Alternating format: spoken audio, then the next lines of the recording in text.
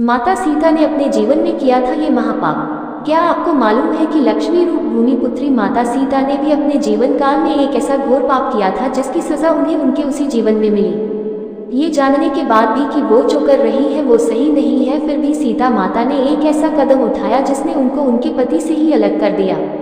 क्या था वो पाप और किस श्राप के कारण सीता माता को पति वियोग से गुजरना पड़ा? एक कथा के अनुसार एक रोज जब माता सीता अपने बगीचे में घूम रही थी तो उनकी नजर तोते के एक जोड़े पर पड़ी। ये जोड़ा आपस में कुछ बातें कर रहा था।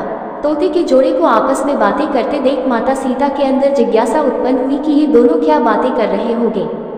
जिसके बाद माता सीता तोते के उस जोड़े के पास गई और उन्होंने सुना कि ये जोड़ा सीता माता और उनके पति यानी कि भगवान राम के बारे में बात कर रहा है।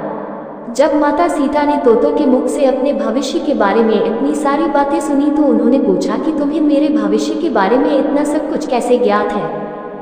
तो इसके जवाब में उन्होंने बताया वो वाल्मीकि आश्रम के एक पेड़ में रहते थे जहां हर वक्त माता सीता और भगवान राम के बारे में ही बातें होती रहती थी। तोते के इस जोड़े ने ये तक बताया कि आगे चलकर भगवान राम मिथिला आकर आपके स्वयंवर में शामिल होंगे और भगवान शिव के धनुष को तोड़कर आपसे विवाह करेंगे। अब अपने भविष्य के बारे में इतना सब कुछ जानने के बाद माता सीता के मन में अपने भविष्य के बारे में और भी जानने की जिज्ञासा हुई, जिसके बाद माता सीता ने तोते के उस जोड़े को बंदी बनाकर पिंजरे में डलवा दिया। काफी कुछ जानने के बाद अब माता सीता को मादा तोते से एक लगाव हो गया था, जिसके बाद माता सीता ने नर तोते को तो पिंजरे से बाहर कर दिया लेकिन मादा तोते को अपने पास पिंजरे में रखने का ही निर्णय लिया।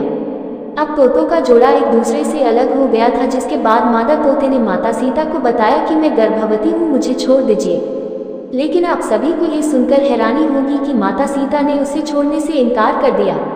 नर तोते ने भी माता सीता से अपनी बीवी को छोड़ने का काफी निवेदन किया, मगर माता सीता ने कहा कि उन्हें मादा तोते से लगाव हो गया है। उन्हें वो इतनी भाने लगी कि अब वो मादा तोते को अपने से दूर नहीं होने देंगी।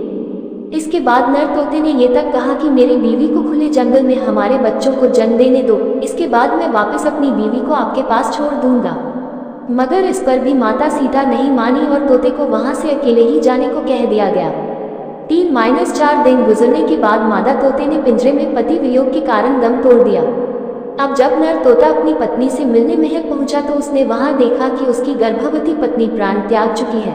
जिसके बाद दुखी नर तोता सीता माता से कहता है, हे सीता, तुमने मेरी गर्भवती पत्नी को मुझसे दूर कर उसके प्राण हरे हैं। मैं तुम्हें भी ये श्राप देता हूँ कि तुम भी अपनी गर्भावस्था में ही अपने पति से अलग हो जाओगी और तुम्हारे अलग होने का कारण मैं ही बनूंगा। ये कहकर नर तोता वहां से उड़ जाता है।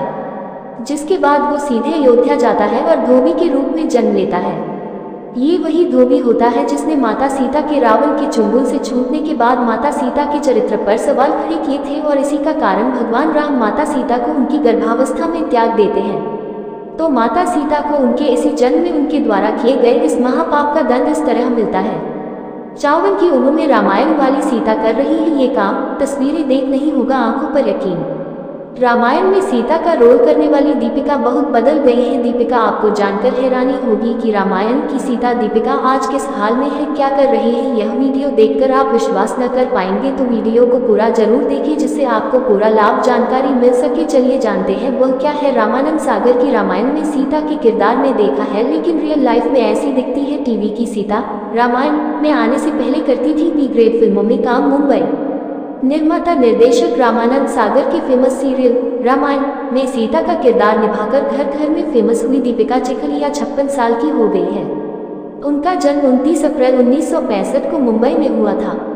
दीपिका ने अपने करियर की शुरुआत मुंबई से ही की। उस वक्त दीपिका 14 साल की थी जब उन्होंने कमर्शियल एड में काम करना शुरू कर दिया था। उनके पिता को उनका फिल्मों में काम करना बिल्कुल पसंद नहीं था, लेकिन दीपिका की मां शुरुआत से